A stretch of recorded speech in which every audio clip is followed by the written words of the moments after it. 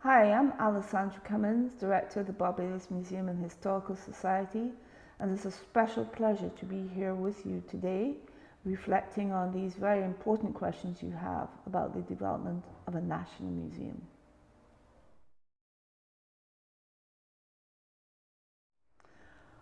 Almost a century after emancipation was enacted in Barbados in 1834, came the establishment of the Barbados Museum and Historical Society.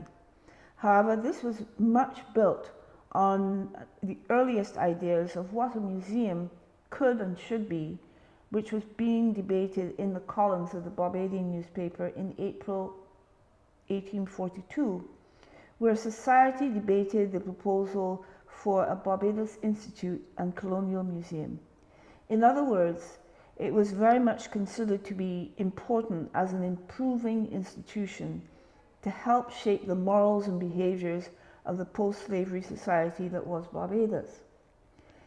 It says a lot, though, that it was not until 1933 that our museum opened its doors. Even then, it was under the auspices of a group of concerned citizens that an act was passed for the establishment of what was then a private society of antiquarian interests rather than a governmental institution. However, the landscape in which the museum was embedded began to change.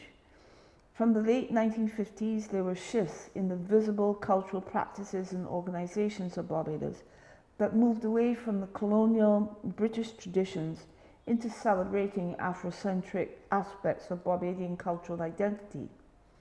Chamberlain lists, for example, such societies that were established with the direct objective of debate, education, and raising cultural consciousness. Dan Brackett's Social, Physical, Cultural Club, the Bank Hall Cultural Club, Arlington Newton's Universal Nutrition Society, and the Forum Club.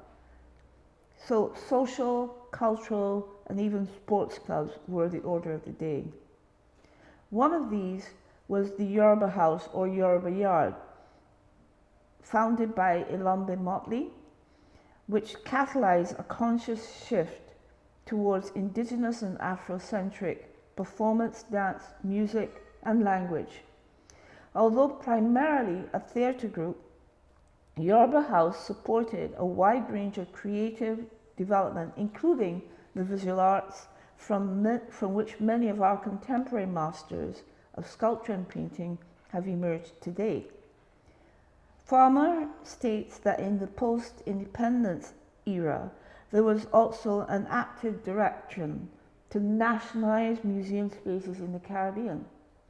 This was arguably a project of Barbados having hosted the Carafesta Festival in 1981, and the government's mandate to support the hosting of multiple regional events and exhibitions within the many spaces and places needed to give expression to this mission, which generated a mandate to stimulate and facilitate cultural development through the creation of a national cultural foundation under the leadership of the same Ilambe Motley. However, the notion of establishing a national cultural foundation suggests that there was an established national culture and begs the question of who sketched the parameters of what that culture is. What is included as a national culture and what is excluded? This was in large part driven by two key developments. On the one hand, a major workshop developed by the Caribbean Community, or CARICOM, in 1978 pointed to the major characteristics of what role a Barbados Museum should perform. This was spelled out in a related report by the CARICOM Museum's consultant. Singleton indicated that each museum shall make maximum appeal to its own community and be readily accepted as an educational and cultural force within that community.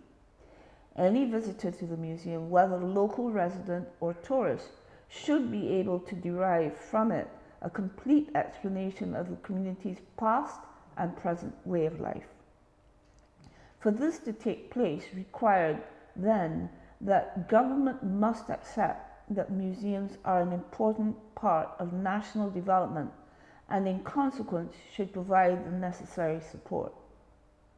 The other critical development was the creation of the National Council of Libraries, Archives and Documentation Centres, or NACLADs, in 1980, which had amongst its terms of reference to design a national plan for the development and management of museums, archives and modern records, which, and I quote, must reflect the national character as well as the nation's history and must be a centre for community cultural activity. It was this working group, given this term of reference, which took the first step towards the elaboration of a museum development plan in October 1980. And this led to the elaboration of the first 1982 five-year development plan of the Barbados Museum and Historical Society, a report representing recommendations from the Ministry of Information appointed committee on a development plan for the BMHS. The aim of the committee was the development of a national museum policy aimed at changing the character of the museum in order to make it truly representative of the history, culture and development of Barbadian society. Specifically, the report highlights that the collection of the BMHS contains an imbalance of representation, with a great deal of material on the Barbadian plantocracy and very little on the history of the enslaved. African cultural survivals and folk culture, traditional craft, maritime history, histories of Jewish and Asian communities, vernacular architecture, amongst others. The major result of this was the reinvigoration of the Jubilee Gallery at the BMHS in 1985, and for the first time it showcased work related to the period of enslavement in a more detailed and direct way as part of the historical story of Barbados. In 1986, the Journal of the Museum recorded that it gives a glimpse into the first impressions of a new gallery from the wider society members. Peter Campbell, editor at the time, writes that the Jubilee Gallery aims to convey to the visitor something of the story of Barbados from prehistoric times to the 20th century.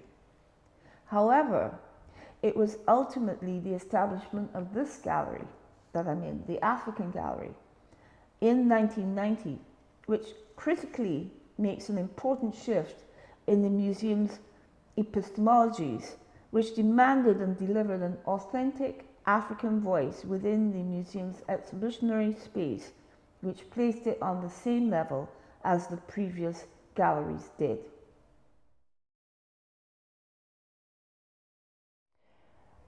During the 1980s and 1990s, the preservation of historic plantation houses or sugar factories saw a rise in popularity across the region.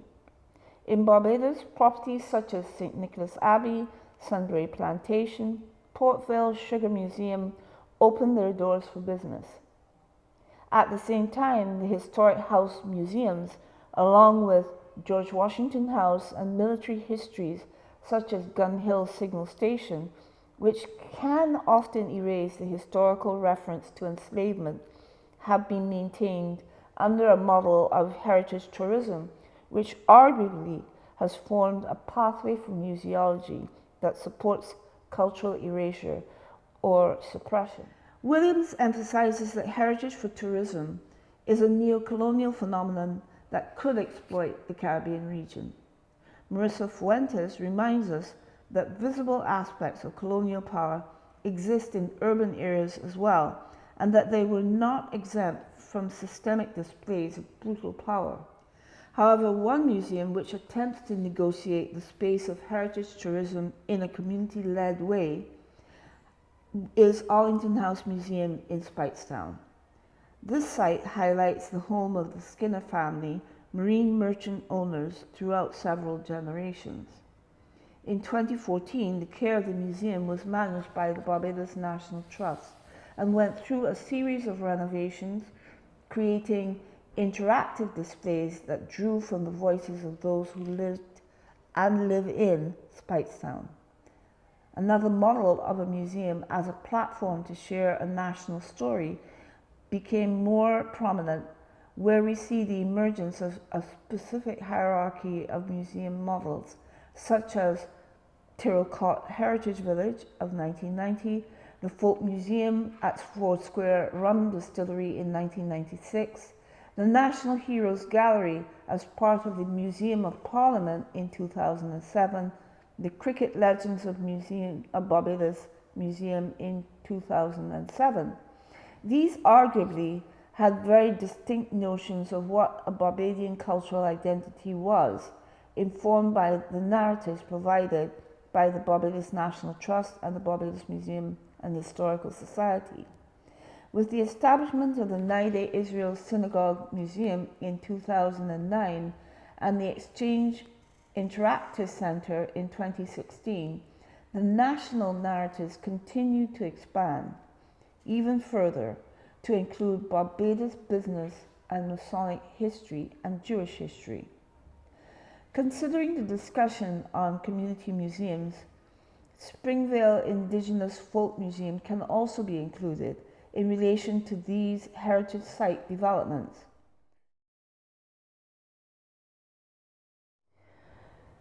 New museum approaches have been generated even within the last 5 to 10 years. Through, for example, the School of Medical Sciences at the University of the West Indies, which is moving towards the establishment of the Cecil Cyrus Caribbean Museum of Medical History.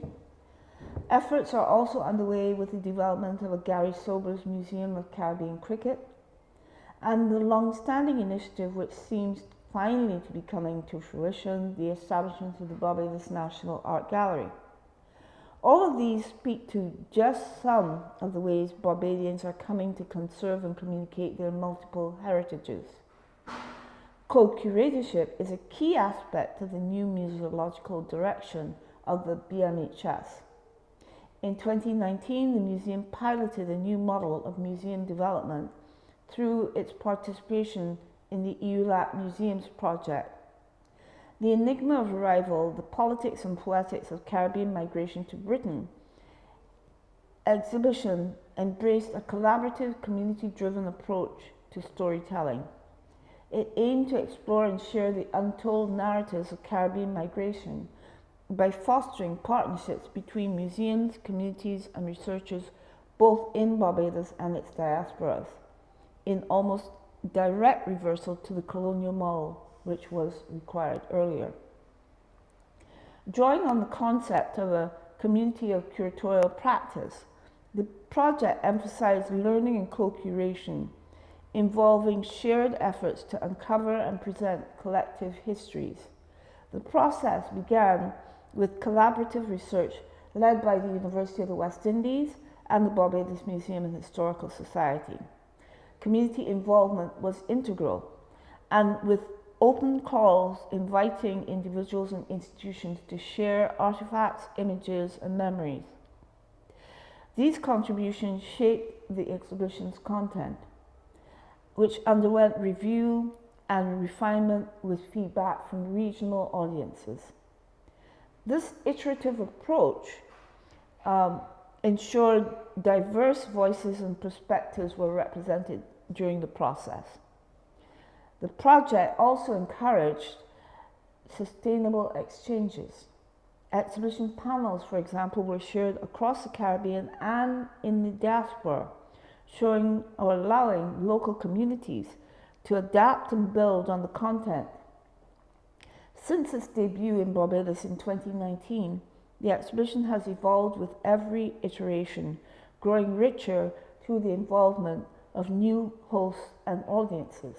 Another example of this type of work is evident in the Barbados Museum's 2023 exhibition, Looker, Dismantling the Colonial Gaze, which took a deep dive into unpacking colonial legacies through postcards, photography, and artistic interventions. Led by a collective of 5 young Barbadian women artists, the project challenged the historical objectification and commodification of black bodies by re-examining how colonial-era tourism used photography to portray the West Indies as an idyllic paradise. The exhibition highlighted how black Barbadians were often depicted, sometimes without consent, for white consumption and profit. Through their work, these artists confronted the stereotypes and power imbalances created by colonialism, calling for a more inclusive and critical engagement with visual history. They advocated for museums to involve communities and families tied to these images, offering a chance to reclaim agency and tell untold stories. Looker not only critiqued the colonial ethnographic gaze, which until then largely drove the presentation of historical photography in our galleries, but also invited fresh perspectives, encouraging viewers to see beyond the surface and understand the humanity and heritage of those represented in these historical records. More recently, as part of our core exhibit redesign process, the BMHS has also launched a project entitled Our Stories, Our Museum, an opportunity for our communities in Barbados and abroad to contribute directly to the narratives that will be included in these exhibitions. The title of the project is a very deliberate attempt to decentralize the source of knowledge authority regarding sharing heritage in a museum. It is a recognition that stories currently in the museum may not be a full reflection of the multiplicities of Barbadian identities. In our stories, the idea is that the curators become facilitators, and the museum becomes a vessel to take care of and share everyone's stories, not just those national narratives which appear in the history books. It demonstrates that we can develop new museological research that listens to multiple ways communities engage with us that may not fit into the traditional mode of documentation, and that's okay. The idea of whose story and whose museum can be revisited as a continual process of lateral exchanges. It's now my pleasure to invite you to watch our special video on this particular project called Our Stories, Our Museum.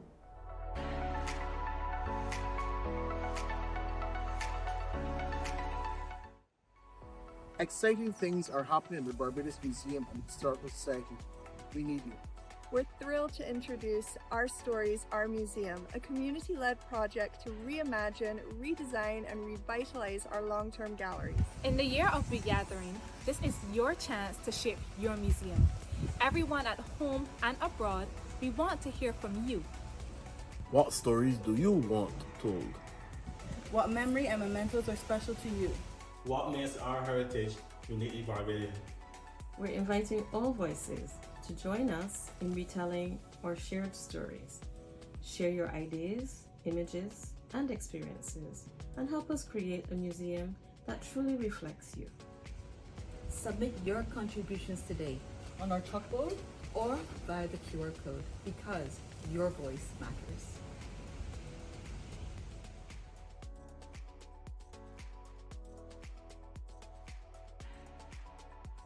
These are our stories, our museum.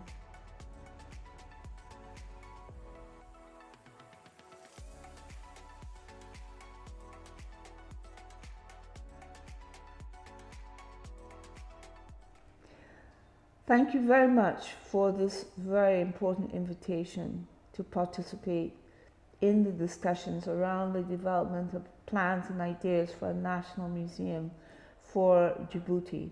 Thank you to the government of Djibouti for including me in this discussion.